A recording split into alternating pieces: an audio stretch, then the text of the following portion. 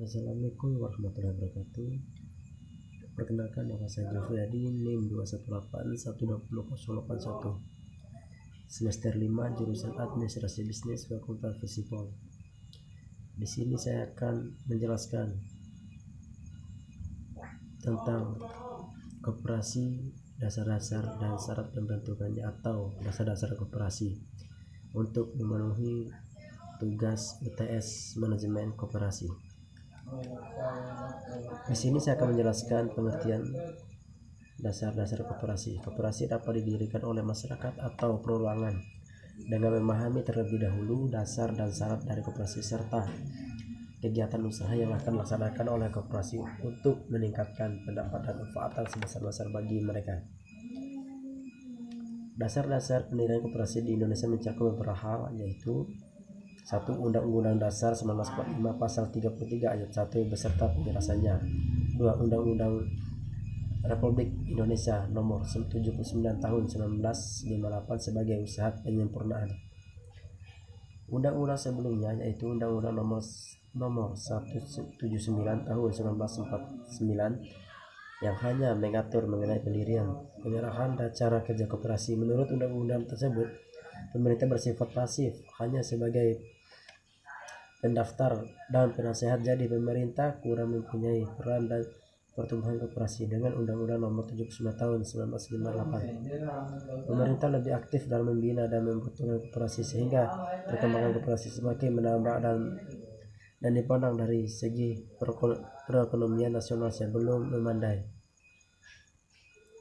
Selanjutnya di sini saya sebutkan ada 4 pembina pertumbuhan koperasi, seperti menumbuhkan koperasi dalam segala sektor perekonomian, meningkatkan pengawasan dan bimbingan pada koperasi. Ketiga, memberikan bantuan berupa bimbingan dan pedoman kepada koperasi dan memberikan pengesahan badan hukum kepada koperasi.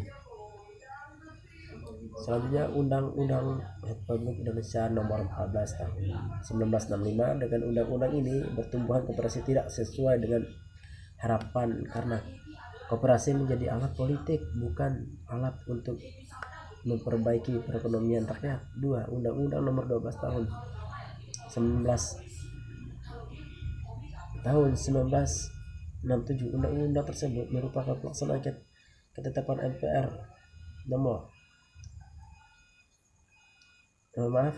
keterangan itu berisi pembaruan di bidang perekonomian dan pengaduan sehingga perlu diikuti dengan pembaruan perekonomian dengan jalan kembali kepada fungsi semula. Selanjutnya, di samping peraturan koperasi yang bersifat umum seperti tersebut, di atas ada pula peraturan khusus seperti anggaran dasar atau AD dan anggaran rumah tangga atau ART. 2. Keputusan rapat anggota. 3. Keputusan rapat pengurus. Syarat-syarat mendirikan sebuah koperasi. Sebuah koperasi dapat didirikan apabila memenuhi syarat-syarat sebagai berikut. 1. Mampu untuk melakukan ketidakhukum.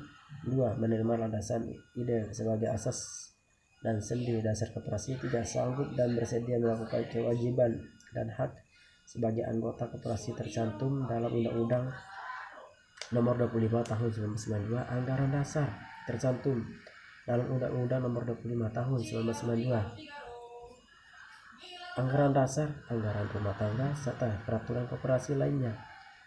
Selanjutnya, anggota yang sudah memenuhi syarat tersebut harus berjumlah sekurang-kurangnya 20 orang. Koperasi harus memiliki anggaran dasar dan anggaran rumah tangga. Dalam melakukan kegiatan, tiap organisasi harus memiliki pedoman dan tata cara bagaimana mencapai tujuan yang telah ditentukan. Dalam anggaran dasar, dalam akta pendirian koperasi memuat sekurang-kurangnya 1. Daftar nama pendiri, nama dan tempat kedudukan. 3. Maksud dan tujuan serangan bidang usaha. 4. Ketentuan mengenai keanggotaan. 5. Ketentuan mengenai rapat anggota. 6. Ketentuan mengenai pengelolaan. 7. Ketentuan mengenai pemodalan. 8. Ketentuan mengenai jangka waktu pendirian. 9. Ketentuan mengenai pembagian sisa hasil usaha. 10. Ketentuan mengenai sanksi. Sekian dari penjelasan saya. Apabila ada kekurangan mohon dimaklumi. Wabillahi taufiq hidayah. Wassalamualaikum warahmatullahi wabarakatuh.